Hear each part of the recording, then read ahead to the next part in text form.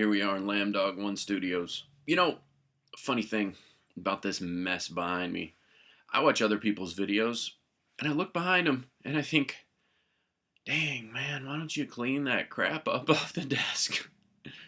Surely you would have used that coffee cup by now. It's been sitting there the whole time. Speaking of using coffee cups, toast to the town. I'm drinking Starbucks Pike's Roast.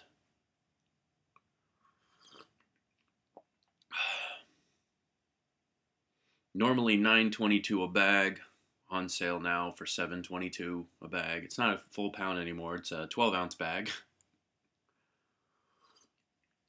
But, I'll go a week and a half on 12 ounces of coffee. So it's kind of, as opposed to going to the store and picking more up, it's a good deal for me. Or maybe it isn't.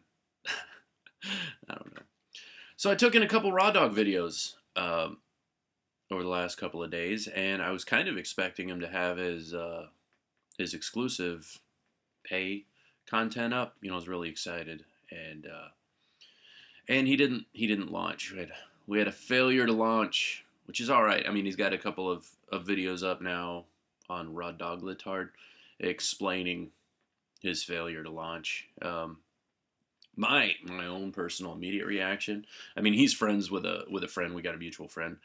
And, my immediate reaction, though, was, this is another case of him not coming through. He's kind of famous in the past for deleting channels, deleting content, stuff like that. Because he's just getting on here and goofing around. But he had a good video up last time. The most recent video, as I'm recording this.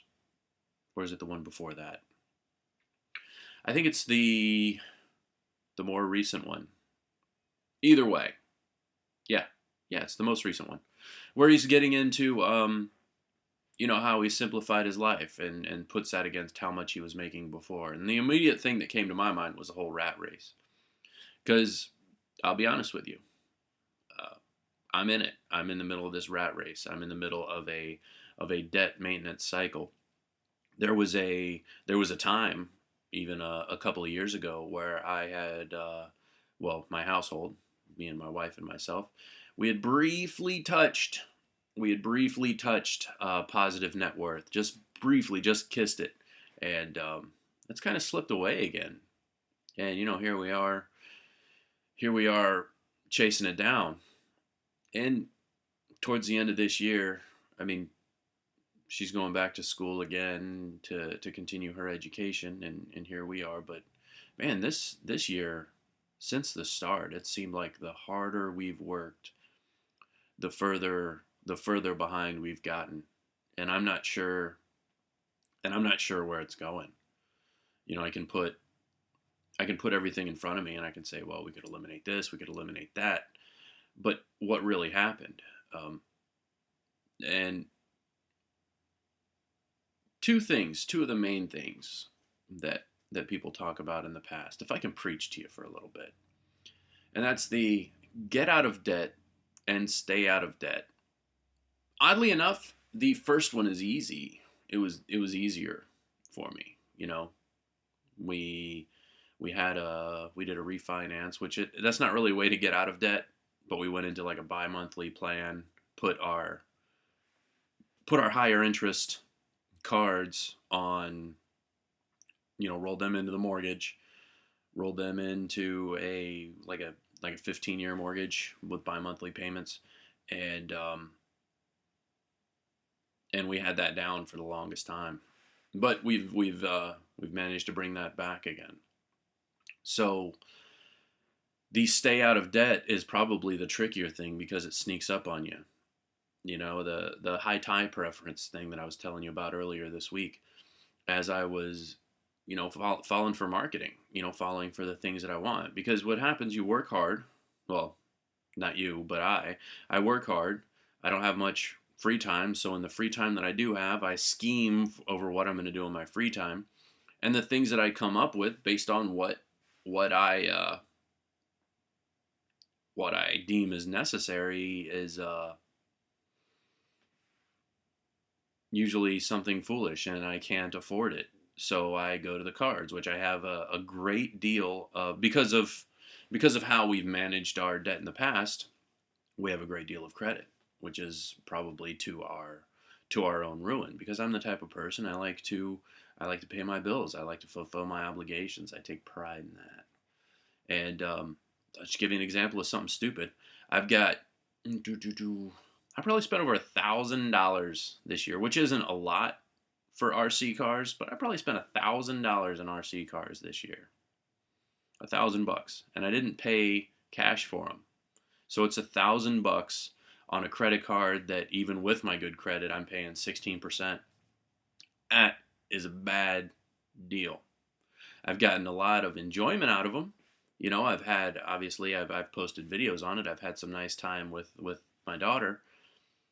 But really, that monetarily, that was a terrible, terrible thing to do. And it was one of those things like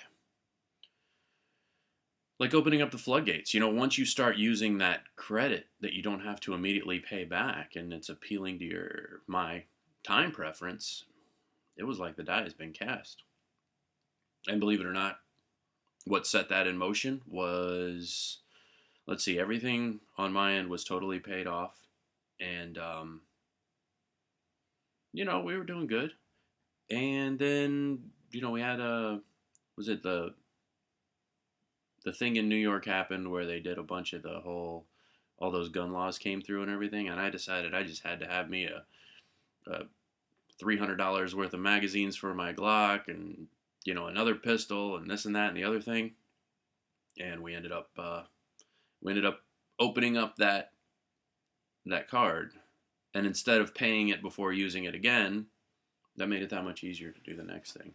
It was like a reverse debt snowball. And so here I am, caught up in the rat race of debt maintenance. Now we are paying forward and paying it back, but it was a pretty hefty curve to